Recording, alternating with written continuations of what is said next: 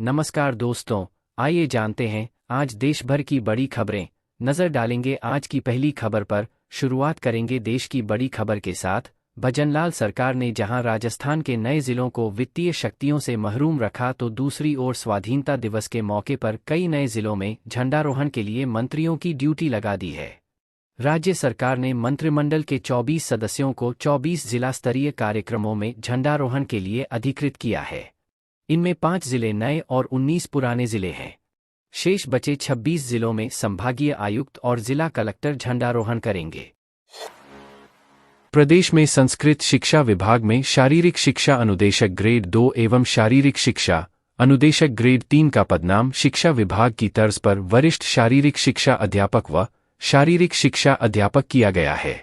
संस्कृत शिक्षा विभाग में शारीरिक शिक्षा अध्यापक व लाइब्रेरियन ग्रेड 3 की योग्यता शिक्षा विभाग के अनुरूप की जाएगी। इन पदों की भर्ती राज्य कर्मचारी चयन बोर्ड के माध्यम से शिक्षा विभाग की भर्तियों के साथ ही हो सकेगी। इस प्रकार संस्कृत शिक्षा विभाग में शारीरिक शिक्षा अध्यापक के 179 एवं लाइब्रेरियन ग्रेड 3 के 48 पदों पर भर्ती का मार्ग प्रशस्त होगा। संस्कृत शिक्षा विभाग में अध्यापक लेवल 1 व लेवल 2 एवं अध्यापक सामान्य लेवल 1 एवं लेवल 2 के पदों की योग्यता प्रारंभिक शिक्षा विभाग के अनुरूप की जाएगी। इससे लगभग 2600 पदों पर भर्ती का रास्ता साफ हो गया। चूरू सीकर। राजस्थान के संविदा कर्मचारियों की स्थायी नौकरी की चाह अब भी सरकारी कायदों में उलझी हुई है।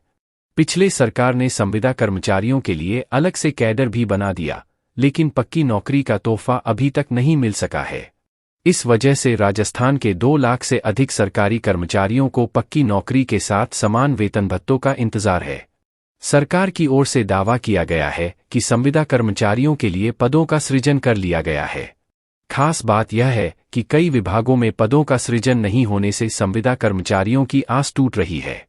वहीं 50,000 से अधिक कर्मचारी ऐसे हैं। सरकार के इस फरमान को बेतुका इसलिए बताया जा रहा है कि प्रदेश भर के स्कूलों में अध्ययनरत 1 से 12वीं कक्षा तक के प्रत्येक बच्चे को 5 पौधे रोपने हैं। अब मुश्किल यह है कि न तो स्कूलों के पास इतनी जगह है कि वह प्रत्येक बच्चे के हिसाब से पौधा लगा सकें, और न ही उनकी सुरक्षा के लिहाज से स्कूलों के पास कोई प्रबंध है। किसी स्कूल में बच्चों की संख्या 200 से 300 तक है। ऐसे में कई स्कूलों में तो इस लिहाज से पौधे लगाने की संख्या 1000 से 1500 तक बैठ रही है। स्कूलों के पास इतनी खाली जमीन नहीं है कि वह इतने पौधे लगा सकें। यदि पौधे बाहर भी लगाएं तो उनकी सुरक्षा की गारंटी कौन लेगा? सांसद राजकुमार रोत ने विश्व आदिवासी दिवस पर शुक्रवार को यहां एक विवादित बयान देते हुए कहा कि अगर देश को हम जातियों में बांटेंगे, धर्म की लड़ाई लड़वाना चाहेंगे, तो आगामी समय में बांग्लादेश जैसे हालात हमारे यहाँ भी हो सकते हैं। इंसान एक दूसरे से नफरत करना शुरू कर देंगे। हम ऐसा नहीं चाहते। शहर में आयोजित रैली में शामिल होने आए सांसद रोत ने यह भी कहा कि मानव और प्रकृति ही सबसे बड़ा धर्म है। यह ध्यान में रखकर कोई भी सरकार काम करे। मैंने सांसद होने के नाते सरकार से कहा कि मानवता सबसे बड़ा धर्म है, उसी आधार पर सरकारों का काम करना चाहिए। बीजेपी नेता किरोड़ी लाल मीणा ने SC/ST आरक्षण और अपने मंत्री पद के इस्तीफे को लेकर बड़ी बात कही है। दौसा में विश्व आदिवासी दिवस को संबोधित करते हुए उन्होंने अपने इस्तीफे का जिक्र कर कहा कि मैंने मंत्री पद को इसलिए ठोकर मार दी क्योंकि जहां मैं 45 वर्षों से सेवा कर रहा हूं, उन लोगों ने मेरी बात को नहीं रखा। उन्होंने SC/ST आरक्षण को लेकर भी बड़ी बात कही। केंद्रीय मंत्री व जोधपुर से सांसद गजेंद्र सिंह शेखावत आज शनिवार को जोधपुर पहुंचे, जहां उनका भाजपा कार्यकर्ताओं ने उनका जमकर स्वागत किया। बांग्लादेश की राजनीति इस वक्त सुर्खियों में है।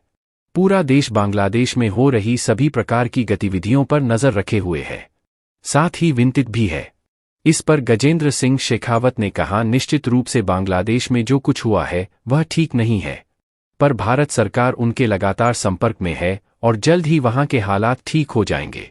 बांग्लादेश पहले जैसी स्थिति में आ जाएगा। पूरा विश्व इस घटना को गंभीरता संग देख रहा है।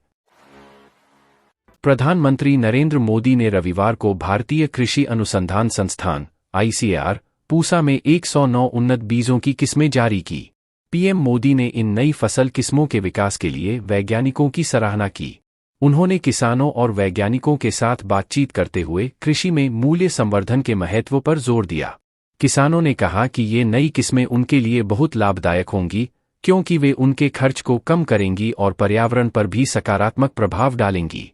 प्रधानमंत्री मोदी ने मिलेट्स के महत्व पर भी चर्चा की और बताया कि लोग पौष्टिक भोजन की ओर बढ़ रहे हैं। उन्होंने प्राकृतिक खेती के लाभों और जैविक खाद्य की बढ़ती मांग पर भी चर्चा की।